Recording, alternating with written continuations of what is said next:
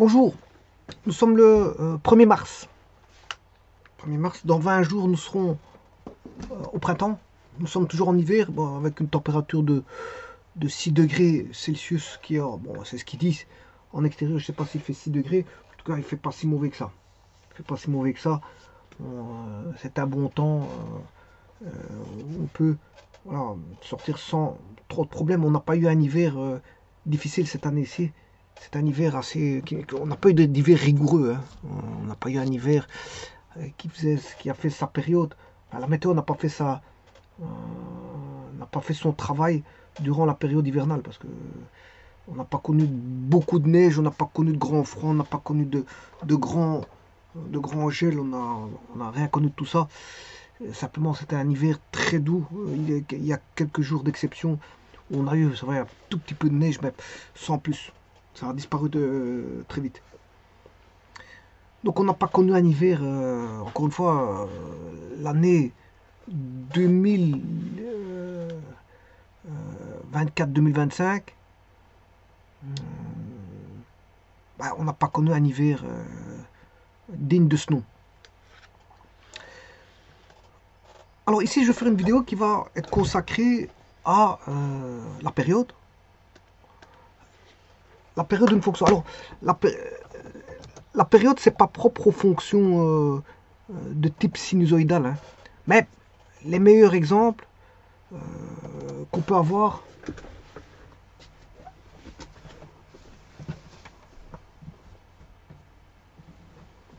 je m'excuse.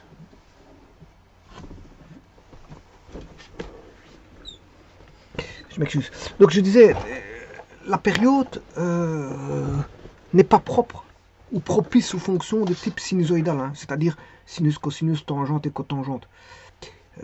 C'est propice à d'innombrables fonctions qui sont dites périodiques. Voilà. Il y a des ensembles de fonctions qu'on peut classer comme étant des fonctions périodiques. Et n'allez pas croire qu'il y a que sinus, cosinus et tangente. Il y en a énormément. On peut donner d'innombrables exemples de fonctions périodiques. Alors dans les séries de Fourier, c'est une somme de fonctions périodiques, donc on retrouve des fonctions périodiques. Voilà. Donc par exemple ici, si je dessine, ça vous le savez très bien, sinus x, c'est une fonction périodique. Alors la fonction sinus x est périodique de période 2π. Elle est périodique de période, ça veut dire qu'elle revient à chaque fois. C'est normal parce que c'est quelque chose de cyclique. On sait le mettre sur un cercle de Fresnel, et si vous mettez un vecteur de Fresnel sur le cercle de Fresnel, le vecteur va revenir cycliquement, il va revenir à chaque fois au même endroit. C'est comme on va dire les aiguilles d'une horloge, qui revient à chaque fois, c'est cyclique. Ou c'est simplement on peut considérer par exemple qu'est-ce qui est cyclique dans la vie. Il y a beaucoup de choses de cyclique. On pourrait donner d'innombrables exemples de cyclicité d'événements. Je parle par exemple un des meilleurs événements qui donne le temps justement, on construit ce qu'on appelle un calendrier, mais c'est par rapport à la rotation de la Terre autour du Soleil. La rotation de la Terre autour du Soleil. Ça, c'est cyclique. La Terre tourne autour du soleil de manière cyclique. Tout comme la Lune tourne autour de la Terre de manière cyclique.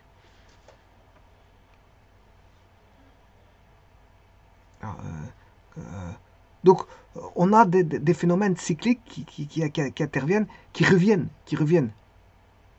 Et donc la sinusoïde en est une. C'est une fonction qui revient à chaque fois. Alors on pourrait dire que la période dans ce cas-ci, on peut dire que on pourrait voir ça pour une même fonction. Hein. Je parle de la fonction sinus. Elle est périodique de période 2π. Et on peut voir ça comme une invariance. Hein. Une invariance de la courbe, c'est-à-dire elle ne varie pas. Si on fait une translation de vecteur 2κ. Donc si je fais... Attention, quand je dis 2κ, c'est un vecteur. Hein, c'est pas... le fait d'écrire, quand je dis une translation de vecteur de κ, c'est ceci que j'écris. Hein. C'est un vecteur que je vais appeler U ou V ou peu importe, de kπ. Attention à ça, parce que c'est une translation. Je peux faire une translation de vecteur, parce que, bon, une translation, on a besoin d'un vecteur. Hein. On translate il faut donner voilà, l'objet à translater. Par exemple, si je veux translater un carré, je vais translater un carré par exemple, ben, il nous faut déjà le contenant. Le contenant, ici, dans ce cas-ci, c'est une transformation du plan. Donc le contenant, c'est le plan. Le contenu, qu'est-ce que c'est? Ben, dans ce plan, j'ai un carré. Ou un rectangle, peu importe ce qu'on a comme figure. Et puis, après, il faut avoir, on va dire, un guide.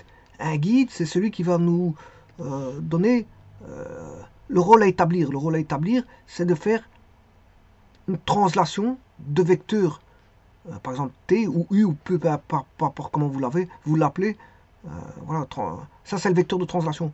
Ça veut dire que le carré ici qui est constitué de 4 sommets A, B, C, D va subir une transformation du plan. Alors, je vous rappelle que T c'est un vecteur libre, vous placez où vous voulez. Alors à partir de là, ben, vous allez chercher des parallèles à T. Vous prenez des parallèles, voilà, des droites parallèles à T.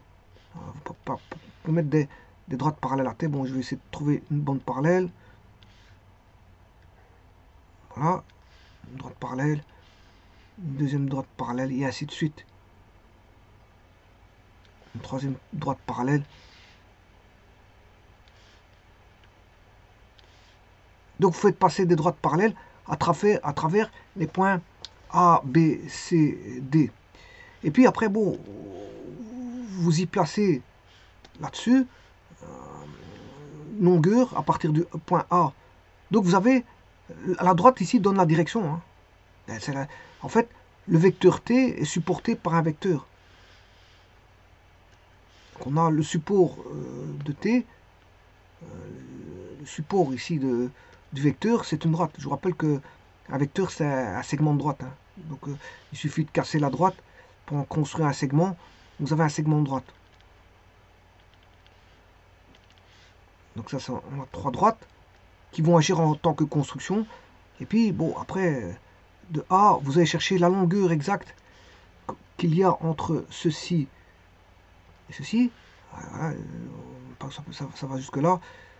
Voilà, là, vous allez transformer. Le point A, il est devenu A'.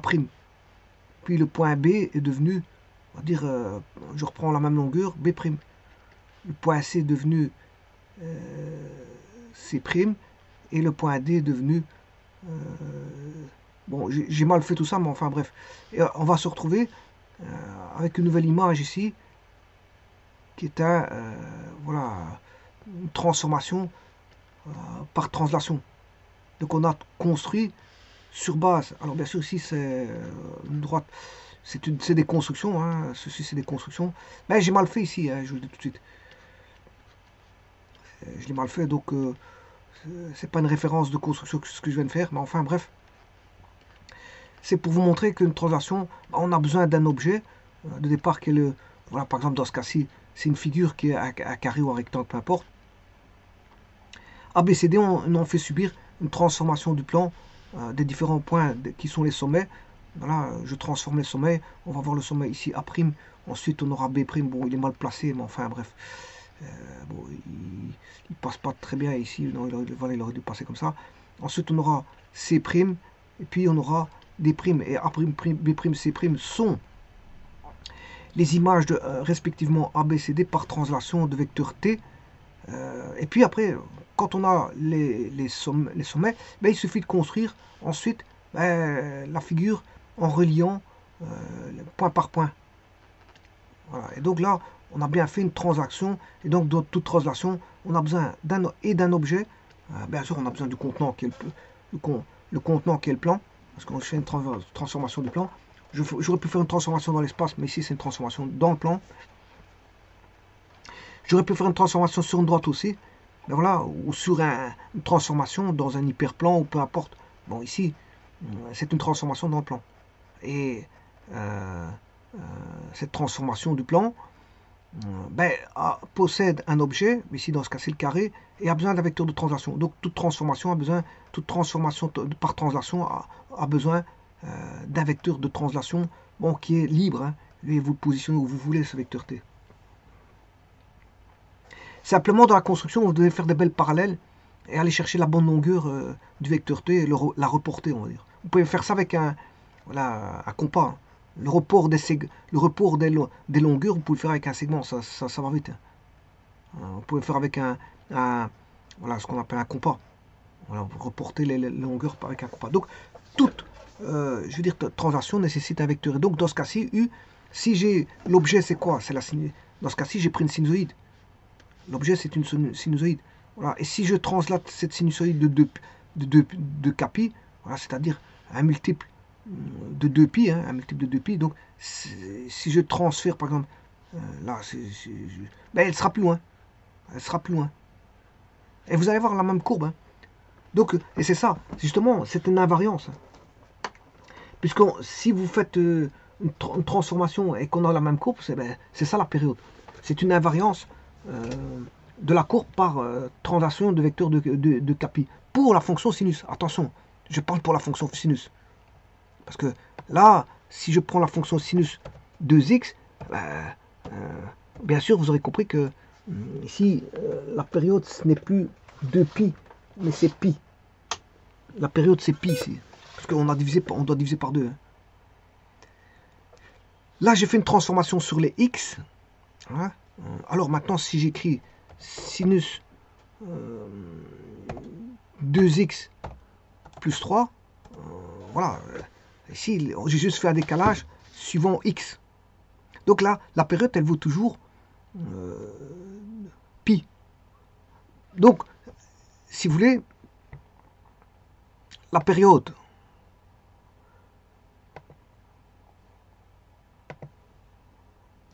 de la fonction sinus x, la période de la fonction sinus x, je rappelle, c'est une fonction trigonométrique, je l'appelais f de x égale sinus x. Eh, ça, on sait bien que c'est 2pi. Parce que si vous faites une translation de vecteur de Capi, vous obtenez toujours sinus x. Voilà. Maintenant, si vous faites une transformation, alors les transformations, on peut avoir des transformations suivant x ou suivant y. Si on est dans un plan xy. Voilà, on est dans un plan muni d'un repère OXY, c'est ça que je veux dire. Si on est dans un plan muni d'un repère OXY, on peut faire une transformation suivant x, par exemple AX, une transformation en multiplication, en division, en somme et en soustraction. Et on peut faire les mêmes transformations en y, mais là on aura AF de x, f de x divisé par a, f de x moins a, plus a, c'est une somme, f de x moins a. Alors je considérais a positif, hein, comme ça, bon, a positif. Donc là, quand on multiplie par x, en fait, on divise les x. Les x sont divisés, on joue sur l'axe des x. Les x, quand on multiplie, ici tout est inverse. Toutes les opérations sont contraires. Quand vous multipliez, en fait, vous divisez les x. Là, quand vous divisez ici, vous remultipliez les x. Ça va, voilà, ça va remultiplier les x. Ici, vous additionnez x, ça veut dire que vous allez vers la gauche, vous soustrayez.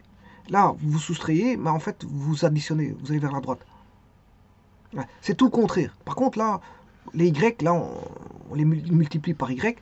Là, on divise par y. Alors que ça devient plus grand, plus petit, ça dépend. Si a est compris entre 0 et 1, c'est une fraction. Donc on divise. Voilà, si a est... Voilà. Là, il faut faire attention aussi à la valeur de a. Bon, donc ici, le a, normalement, on le démultiplie. Là, on divise le y. Enfin, ici, on multiplie les y. Là, on divise les y. Ici, on additionne sur les y. Donc on monte. Et là, on descend parce qu'on soustrait par rapport aux y. Donc, vous voyez qu'ici, c'est un jeu sur les x. Ici, c'est un jeu sur les y. Voilà.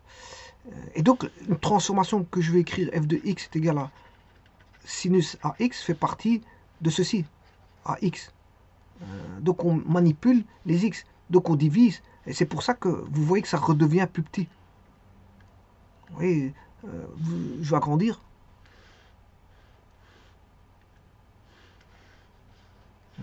Vous voyez que la période ici, c'est 2pi. Hein. Alors, j'ai bien pris la fonction sinus. Je sais pas ce que je suis ici.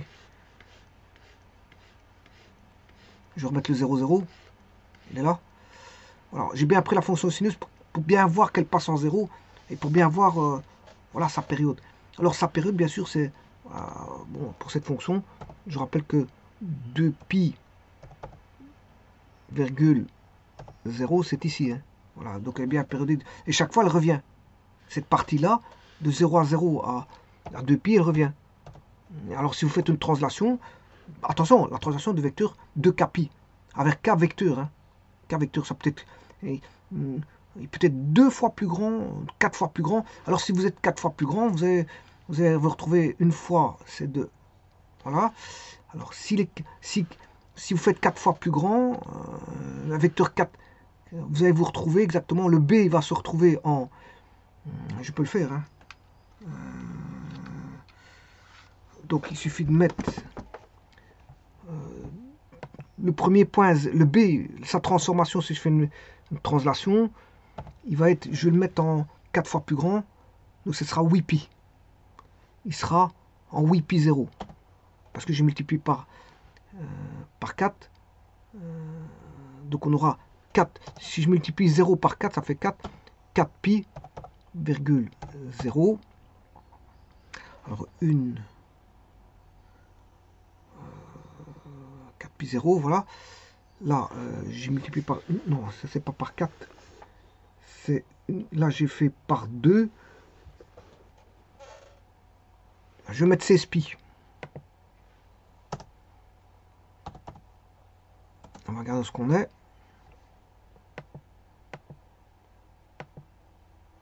Bon, c'est vrai que 16 pi, c'est un peu trop loin. Une fois, 2 fois, 3 fois, 4 fois. C'est pas ça. Je dois me situer une fois 2 pi, 4 pi.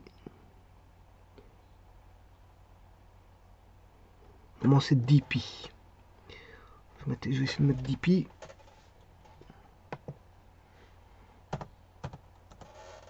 Alors, une fois, 2 fois, 3 fois, 4 fois. Oui, ça c'est 10 pi. Donc l'autre, il sera 8 pi. Alors j'aurai 4 fois.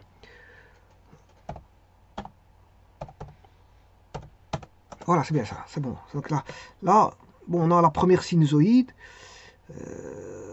Donc, j'ai multiplié par 4. Hein. Donc 2 pi fois 4, ça fait 8 pi. Donc le B devient D, si vous voulez. L'image de B, ben, c'est D par translation de vecteur 4 pi, 2 kpi, avec K qui vaut 4. J'ai fait translation de 4 fois. Il est translaté de 4 fois. Donc vous avez une première sinusoïde. BA, c'est la toute première. Et puis il faut en parcourir une deuxième. Puis encore une deuxième. Puis encore une troisième.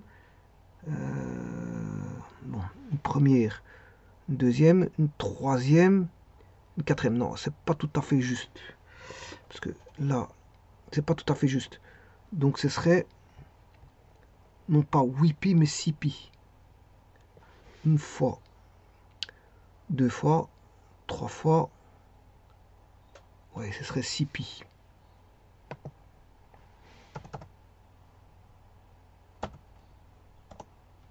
Alors là, on a une fois, 2 fois, 3 fois, et là, voilà, ça c'est la quatrième. Première, deuxième, troisième, et on commence la quatrième. Donc c'est ça, c'est 6 pi, 8 pi. C'est 6 pi, 8 pi. Donc là, j'ai fait une translation, et on retrouve les valeurs. Donc là, les périodiques de période 2 pi. Bon, maintenant, si je prends celle-ci, là, les x ont été divisés par 2. D'ailleurs, ça, je vais l'agrandir, je vais le zoomer. On va voir ça tout de suite.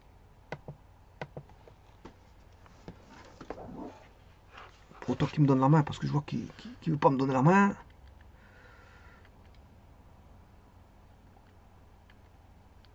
Je sais pas qu'est-ce qu'il me fait. Bon, enfin bref, je vais rouvrir un... Il a bloqué ici.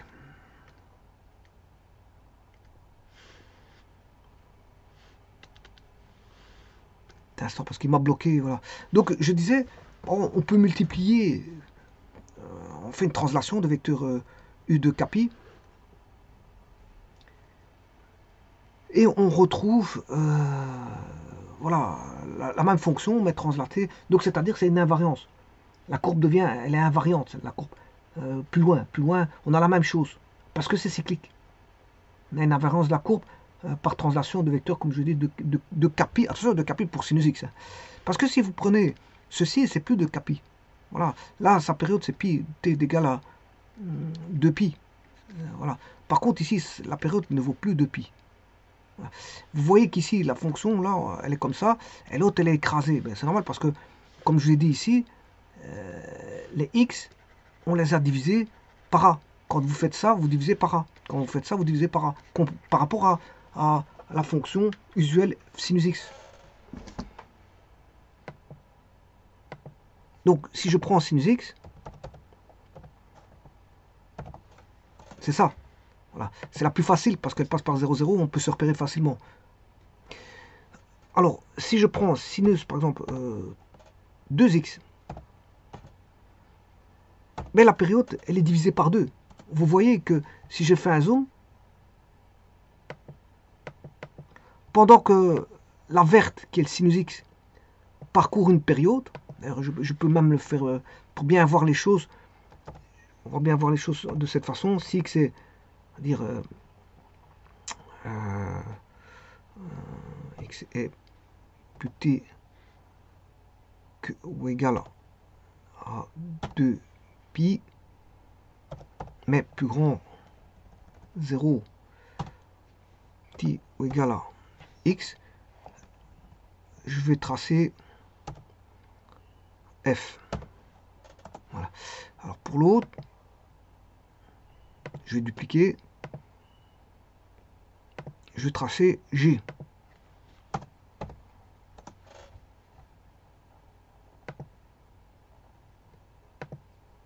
Comme ça on voit mieux. Et là on voit bien que c'est pendant que l'un fait une alternance, l'autre fait deux alternances. Donc ça veut dire que la période a été doublée. Elle a été doublée pour la bleue, parce qu'on fait deux alternances. Donc il y en a un qui fait deux cycles, pendant qu'un qui fait un cycle. Ce qui fait un cycle, c'est la rouge. Lui, il fait un cycle, alors que le bleu, il fait deux cycles. Donc ce qui veut dire qu'ici, la période a été... Voilà, les x de la rouge ont été divisés par deux, pour avoir deux cycles. Alors qu'on avait un cycle pour l'un, l'autre, il a deux cycles. Donc ce qui veut dire que quand vous avez... Voilà, sinus de a sur x, mais comme on divise les x ici, on les divise. Ici, on divise a. Quand vous multipliez par a, vous divisez en fait par a, je vous l'ai dit tout à l'heure. Donc si la période de l'un fait t, ben, la période de l'autre fera t sur a. La période fait t sur a. Et il en est de même pour toutes les autres fonctions. Mais ici, c'est juste une fonction qui est de type sinusoïdal. Hein. C'est une fonction trigonométrique. Il n'y a pas que les fonctions trigonométriques qui sont périodiques. Hein. Je vous le dis tout de suite. On peut classer les fonctions trigonométriques. Alors, je peux en mettre quelques-unes. Regardez bien. Sinus, voilà, tangente x, c'est périodique. Tangente x, il est périodique.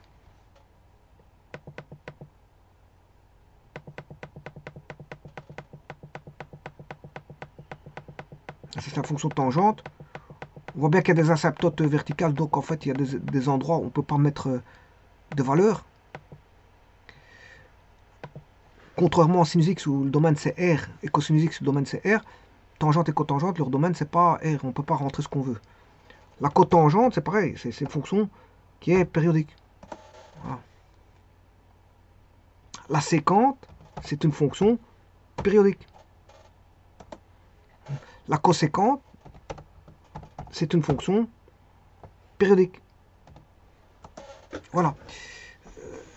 Et donc vous voyez que c'est toutes des fonctions périodiques, ça ce sont ce qu'on appelle les fonctions trigonométriques. Mais il n'y a pas que ça, on peut avoir toute une... Déjà dans les séries de Fourier, on a c'est des sommes de sinusoïdes, donc on a des fonctions périodiques. Mais il n'y a pas qu'encore les séries de Fourier, il y a d'innombrables fonctions, on peut aller chercher des fonctions, je veux dire, on peut retrouver une cyclicité, c'est pas propre, je veux dire, aux fonctions périodiques. Hein. C'est pas propre aux fonctions, enfin c'est pas propre, je m'excuse, c'est pas propre aux fonctions trigonométriques, c'est ça que je veux dire. Voilà. Alors, maintenant, je vais voir toujours une transformation suivant x.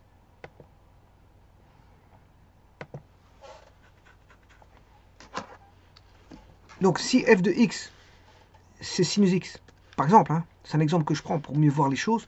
Je prends un exemple, voilà, sinus x. Là, sa période, vous savez très bien que c'est t égale 2pi. Si maintenant je prends une fonction qui est g de x, g de x, c'est f de x, c'est f de ax. C'est voilà, c'est une composition, hein, je compose. Alors, f de ax, voilà. Là, à ce moment, la période, par rapport à la fonction sinus, ben, ça devient quoi? C'est sinus de ax. Dans ce cas-ci, puisque j'ai pris f égale sinus x, ici j'ai sinus de ax. Et sa période vaut 2pi, le tout divisé par a. 2pi sur a. Donc, en d'autres termes, c'est t sur a. Donc ça, attention que c'est pas tout confondre non plus. Hein. Ça, c'est la période de la fonction sinus de x. Ça, c'est la période de la fonction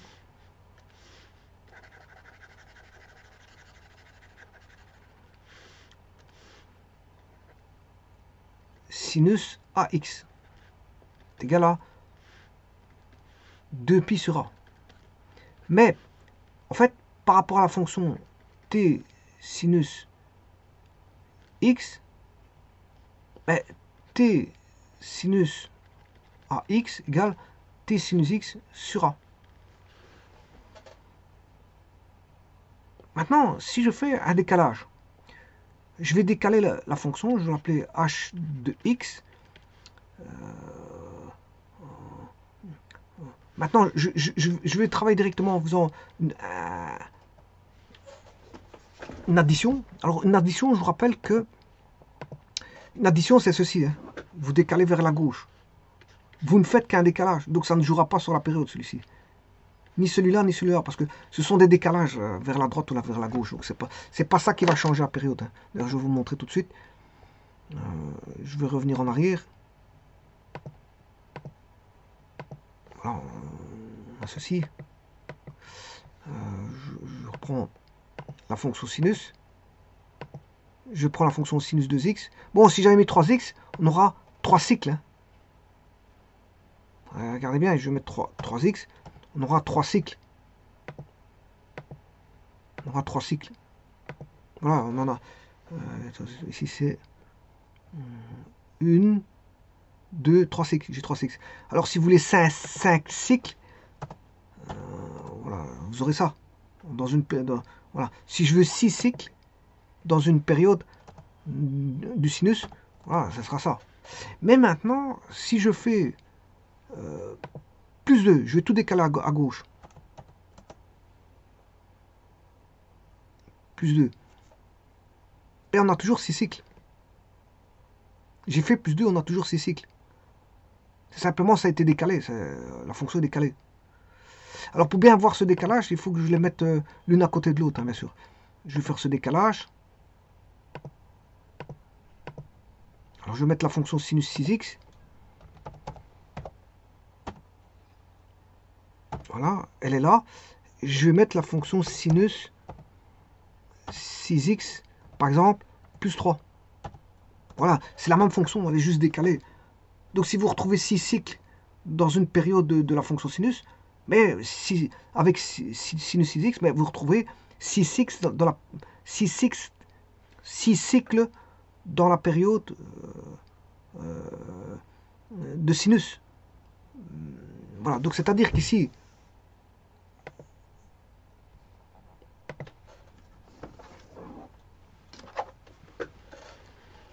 si j'écris ceci,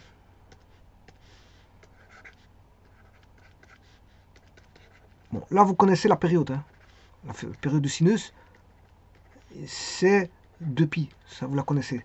Bon, c'est une fonction usuelle, bon, c'est quelque chose qui revient à chaque fois, tous les 2pi. Ou si vous voulez, c'est, voilà, on va dire, une invariance de la courbe par translation de vecteur de Capi, de vecteur de Capi. On va dire ça comme ça. La période c'est 2pi. si j'écris sinus AX, on va dire que sa période, c'est par rapport à la fonction, la période de sinus AX, par rapport à la fonction sinus X, ben, il suffit juste de diviser par A. Il suffit juste de diviser par A. Donc, si vous avez le A vaut 6, vous aurez, on va dire, 6 cycles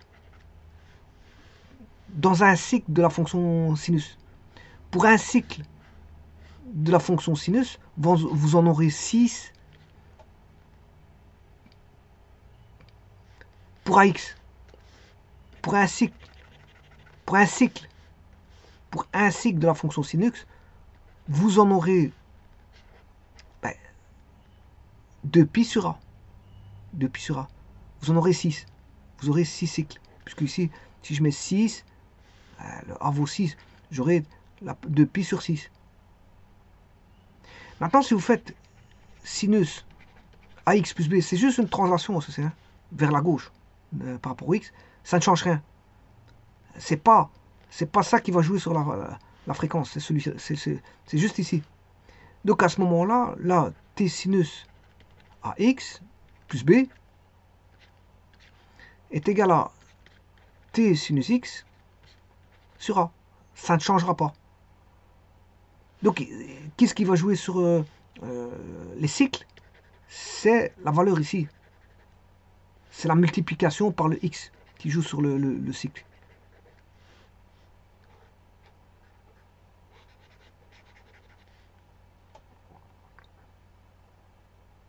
Et en science, on parlera, voilà, on va jouer sur la fréquence. Pourquoi? Parce que en science, si j'écris une fonction scientifique donnée par un signal y de t, c'est a oméga t, a sinus oméga t plus phi. Donc ici, c'est pas une fonction de x, mais une fonction du temps. Voilà. Et là, on a un petit peu tout. Hein. On a un petit peu tout. Je pourrais même mettre plus une amplitude à 0, comme ça on a vraiment tout. Pourquoi on a vraiment tout? Pourquoi? Parce qu'ici, j'aurai le f de, on va dire, ax. Je l'ai, puisque oméga t, c'est comme si on avait, voilà, je peux remplacer le oméga par x, hein, voilà, plus phi, voilà, comme ça on verra mieux, plus a0. Et là, pour changer les cycles, en science, c'est ceci, c'est la pulsation. La pulsation, c'est 2π fois la fréquence, c'est-à-dire 2π sur t, parce que la fréquence, c'est 1 sur t, ou la période, c'est 1 sur f. C'est des inverses. Fréquence et période sont inverses. Donc ici, vous voyez bien que si on manipule les x, donc dans ce cas-ci les t, parce que c'est une fonction de t, ben, c'est à ce moment-là que vous allez jouer sur la fréquence. C'est-à-dire en manipulant oméga. Et si vous manipulez oméga, vous manipulez la fréquence, et donc vous manipulez la période. La seule manière d'agir sur la période, c'est en manipulant les x. En manipulant les x. Alors maintenant, si je fais f de ax plus b, ben, le b ici c'est un déphasage. Donc, bon, le déphasage ne va pas jouer sur la fréquence. C'est juste un décalage vers la gauche ou vers la droite, suivant que la fréquence est positive ou négative. Alors, si maintenant vous avez plus du positif, ben, vous faites plus. Si vous avez plus du négatif, vous faites moins. C'est un moins. On va dire ça comme ça. Voilà. Alors maintenant, donc, celui-ci peut être multiplié ou divisé, c'est pas un problème. Donc on a en même temps, on peut avoir soit en même temps ces deux-ci. Donc c'est ces deux-là qui manipulent la fréquence. C'est ces deux-là.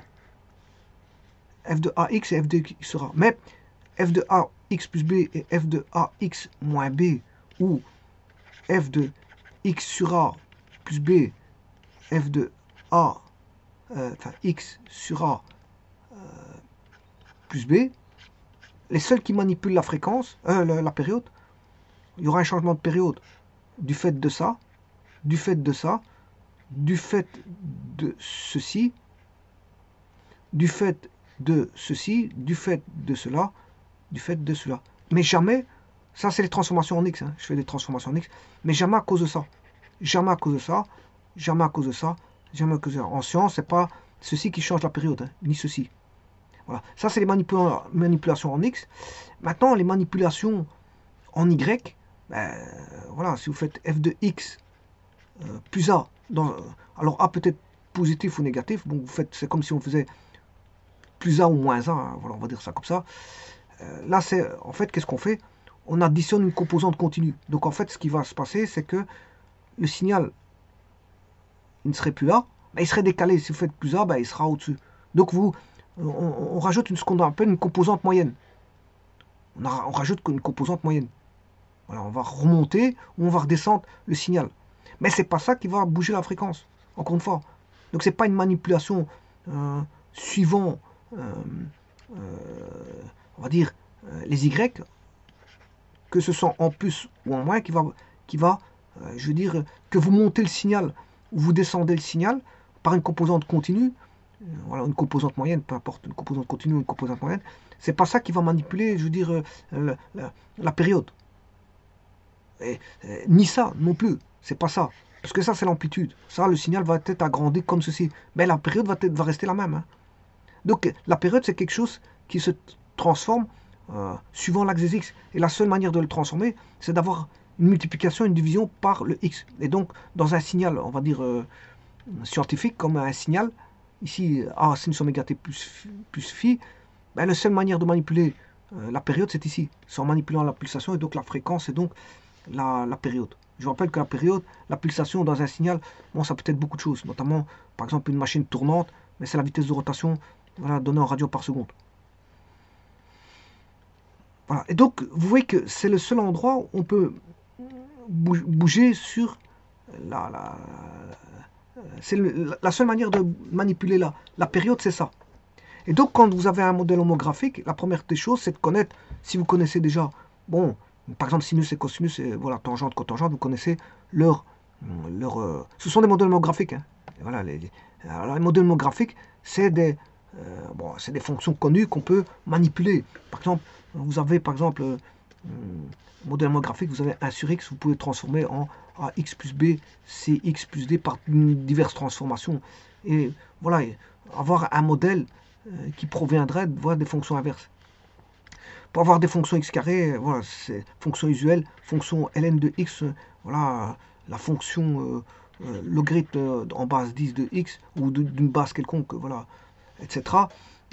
Racine carrée de x, mais les fonctions trigonométriques, sinus x, cosinus x, tangente x, cotangente x, sont aussi des modèles homographiques. Hein. On peut subir des transformations, voilà, suivant x ou y, comme on veut, hein, à sa guise.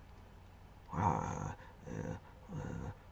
et on construit des nouvelles fonctions qui proviennent d'une fonction usuelle. Alors les fonctions usuelles, c'est celles que je viens de vous mettre, mais il y en a encore d'autres, hein, toute une panoplie. Voilà, il y a la fonction cubique, voilà, racine cubique de x. Il y a toute une panoplie de fonctions usuelles qu'on utilise. Usuelles, c'est les fonctions habituelles qu'on utilise assez souvent. Alors les plus utilisées, c'est celle-là. C'est un sur x, un x carré. Voilà, il y a aussi d'autres fonctions comme frac de x, ou voire des valeurs absolues. Fonction valeur absolue, fonction, on va dire, en escalier, la fonction en escalier, et ainsi de suite. Il y a toute une panoplie de fonctions qui sont étudiées en général dans les écoles, qui sont connues par, on va dire, que beaucoup de gens ont déjà entendu, parce qu'on en a parlé dans les écoles. Pourquoi on en parle dans les écoles? Parce que ce sont des fonctions fortement utilisées. Maintenant, il y a des fonctions spéciales, je le dis, il y a des fonctions spéciales, mais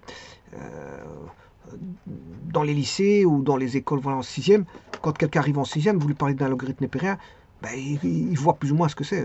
Bon, soit il connaît, ou soit il en a entendu parler. Donc, ce sont des fonctions habituelles. Et donc, les fonctions trigonométriques, mine de rien, mais ce sont des fonctions usuelles aussi. C'est des fonctions qu'on utilise souvent. Simplement, ils sont basés sur un cours de trigonométrie, parce que les mathématiques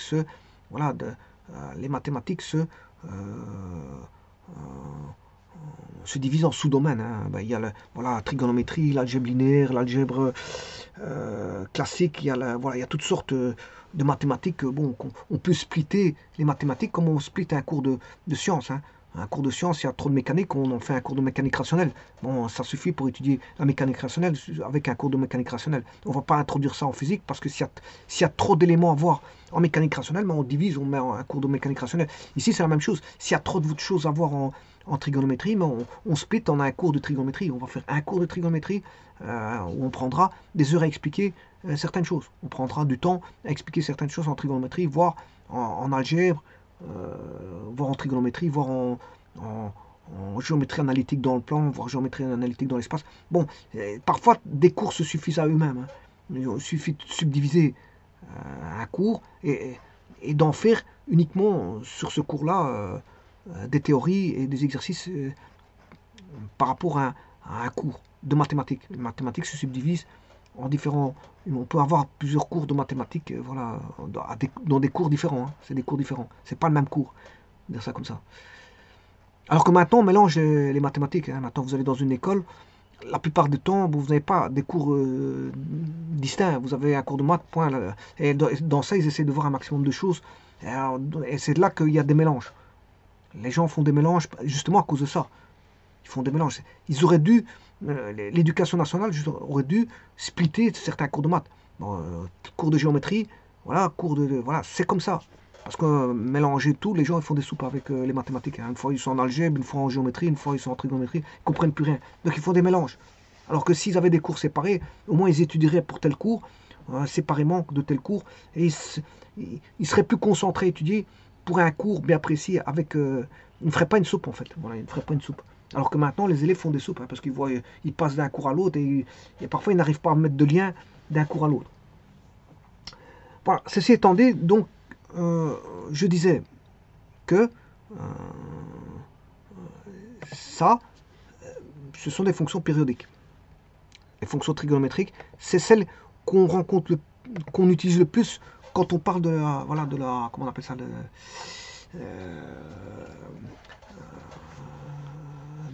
la période. Alors maintenant, si vous avez compris que si j'écris A est une valeur hein, non nulle, hein, parce que sinon ça va annuler la fonction.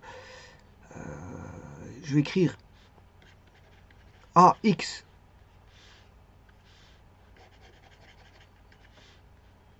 plus B plus C fois D. Hein, alors je pourrais même mettre divisé par E. Hein. Alors vous savez très bien que la période ne dépend pas du E. Voilà. Le E qui peut aller avec le D. Hein. Si je fais un calcul D par E, je peux avoir une constante. Donc je peux appeler ça une constante ici, non nulle. Sinon, comme je dis, ça va annuler la fonction. Alors, K. Bon, donc j'ai dit que la période est indépendante d'une transformation en Y. Que ce soit en multiplication ou en addition, donc je vais les retirer. C'est pas de ça que je vais discuter. Par contre, je pourrais discuter sur une transformation en X. Alors on sait bien que la transformation, ici il y aurait un changement de période. Alors, si maintenant, je vais discuter sur cette fonction-là. Si par exemple je pars d'une fonction f et qu'on sait bien qu'elle est périodique de période t, c'est sa période, on ne sait pas, bon, 1, 2, 3, 2 pi, peu importe ce que c'est une valeur. C'est la période de la fonction f. Bon, ça peut être 1, 2, 3, ça dépend de la fonction. Bon, c'est une fonction, supposons que sa période c'était tf, t, la période de f. Que à f, je vais faire une transformation, je vais faire subir une transformation.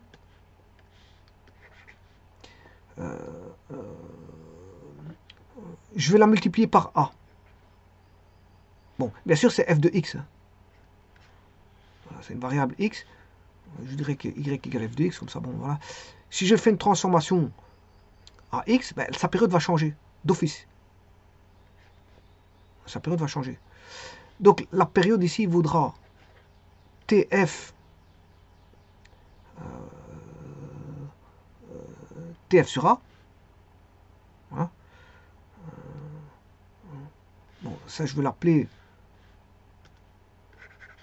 y égale g de x. J'ai fait une transformation, mon graphique. J'ai fait subir une multiplication, voire une division sur x, peu importe. Hein, le a peut être plus grand que 1. S'il est plus grand que 1, c'est une multiplication. Si a est plus petit et compris entre 0 et 1, ben, c'est une division. C'est une fraction. Donc on s'en fout de la transformation. En tout cas, c'est une multiplication, une division, peu importe.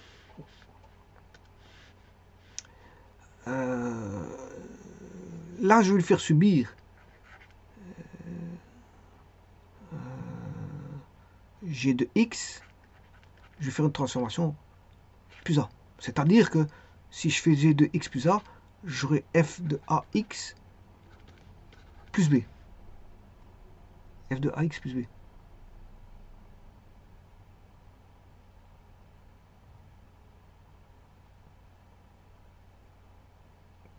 Voilà. Alors, par abus d'écriture, je vais faire un abus d'écriture. Bon, là, la période, elle vaut quoi? Elle vaut toujours TF sur A. Elle vaut TF sur A. Bon, maintenant, ça, je l'ai fait en deux écritures. Hein. C'est-à-dire que j'ai fait une transformation multiplication-division suivant x. Et puis, j'ai fait une addition, une soustraction. Si B est positif, je fais une addition. Si B est négatif, ben, je fais une soustraction. Voilà, on va dire ça comme ça.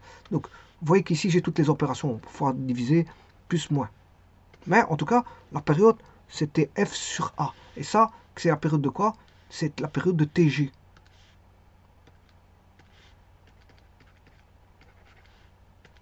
C'est TG. Alors, le tout, maintenant, c'est de prouver ça. Que ça fait TF de A. Voilà. Alors, là, je vais court-circuiter un petit peu les choses. Là, vous avez bien vu que je l'ai fait en deux opérations. Donc la première, je fais une opération sur x, et puis de g de x, je fais une transformation. Voilà. Bon, j'aurais pu écrire par rapport à bon, voilà, c'est bon, ça, je l'ai fait en deux transformations. Mais cette fois-ci, je vais l'écrire en une seule transformation. Donc première transformation. Normalement, il faut décomposer les transformations. Hein. Il faut les décomposer. Bon. Et ici, je vais aller en une opération. En une opération. Donc c'est-à-dire que je vais court-circuiter, je vais faire directement de la première à la deuxième. Alors, si je fais de la première à la deuxième, j'aurai f de x, périodique de période tf, voilà, supposons que ça soit période, 1, 2 ou 3 ou 4, peu importe, ou pi demi ou pi sur 4, peu importe, on s'en fout. Je vais prendre g de x, qui va faire subir à f de x directement une transformation à x plus b. Voilà. Et donc là, la période de G vaudra la période de F divisé par A. Je viens de vous le dire. Alors, je vais le prouver. Je vais en faire sa preuve. Je vais en faire la preuve. Alors, je rappelle qu'une période, c'est, si vous faites F de T plus T, ça fait F de T. Maintenant, si vous mettez F de K n fois T,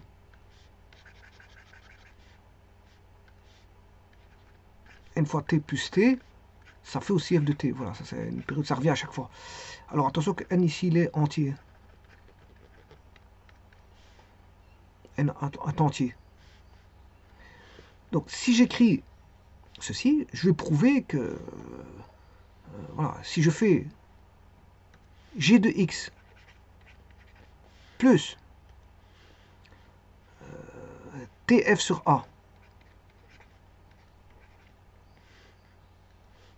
si j'écris ceci, c'est f de a fois, ouais, la période c'est tf sur a. Non, je m'excuse, c'est pas ça. Parce qu'il y a le x. Petit instant, je vais arranger les choses. X plus TF sur A. Bien sûr, plus le B. Donc j'aurai G de X plus TF sur A qui est égal à f de... Alors, je multiplie, ça fait ax plus tf plus b. Ça fait tf plus b.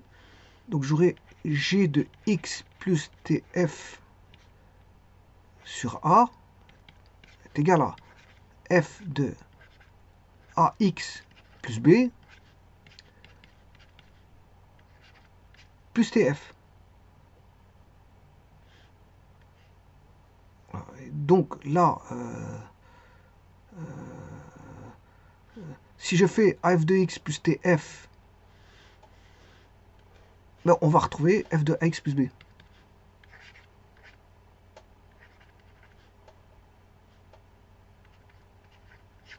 Et donc g de x plus tf sur a est égal à f de ax plus b. Donc la fonction est périodique de période tf sur a. La fonction ax, f de ax plus b est périodique de période tf sur a. Donc qui est la période de tg. Donc ce qui veut dire qu'ici,